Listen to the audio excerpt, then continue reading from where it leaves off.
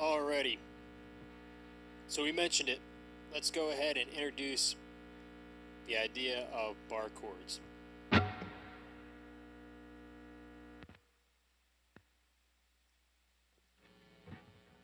Alright, bar chords are probably one of the most important things that you can learn on a guitar because it really increases the fluidity around the neck. It's the principle to so much of playing, whether it be double stops or just a whole new world of different chord voicings.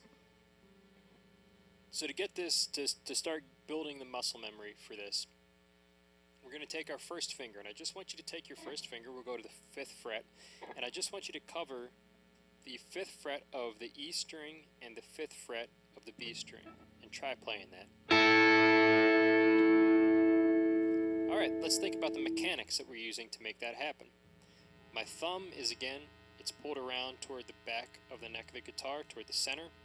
There's space in between my palm, it's not up against the guitar. I'm allowing my wrist to come forward, not to where it's uncomfortable, and I'm allowing my elbow to come in.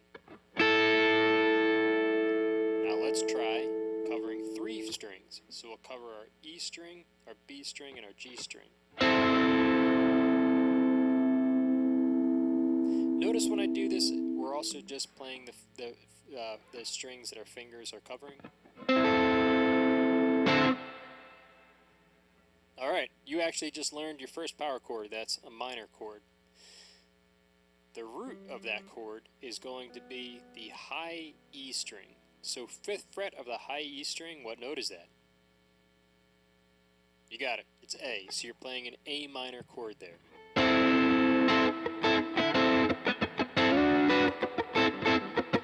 Now we can slide that around. If we go 2 frets higher, what did we get to? We got to B.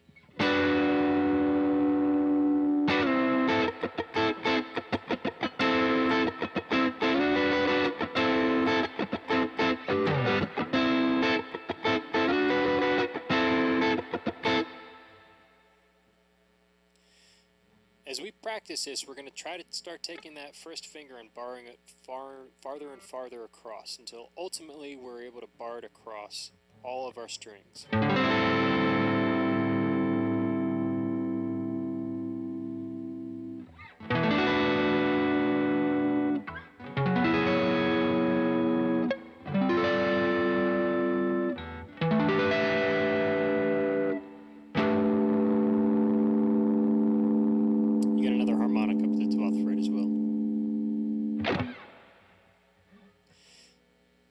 Do you remember we talked about the F chord? When we learned the F chord, we played a C. We kept our first finger anchored, and we just moved our 2nd finger and our 3rd finger up a string. So 2nd finger moved to the 2nd fret of the G string, and our 3rd finger moved to the 3rd fret of the D string.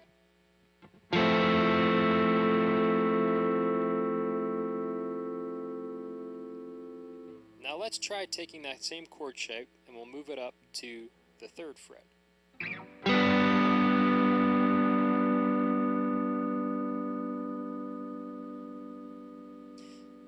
Now the root of this chord is actually on the high E string as well. So 3rd fret of the high E string is what note? That's G.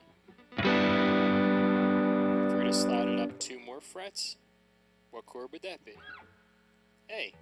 Now these are major chords, and you can do that up the neck.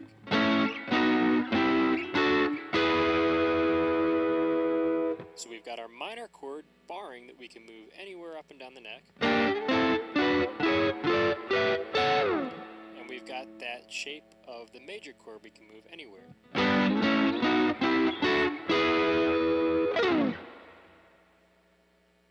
Now, let's try to make this more complicated. We discussed this briefly when we were looking at the F chord, but now we're going to make it a little bit easier to try this, just because we talked about the higher that we go on the neck, the closer the frets are. So let's go all the way up to the 7th fret. We'll take our first finger, we'll bar it across the E and the B string. We'll try to take our 2nd finger and put it on the 8th fret of the G string, and then our 3rd finger on the 9th fret of the D string.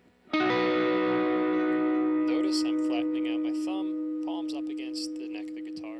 It's allowing me to get that chord. Another way to try this is we can just go ahead and put down that major chord pattern that we talked about, the 1, 2, 3. Now just try taking that first finger, dropping it down. That's going to take some time to get used to. That's kind of an awkward feeling. We see that our finger, when we were just practicing barring, we were trying to keep it real flat, which is also a strange feeling, to keep our fingers really flat.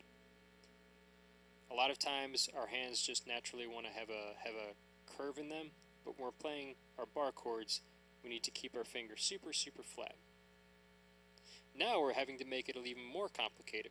In order to play this major chord, we see that it's almost like our finger is bending a little bit in the opposite direction of the joint.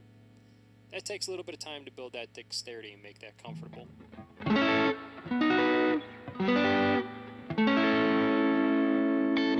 But you will get there.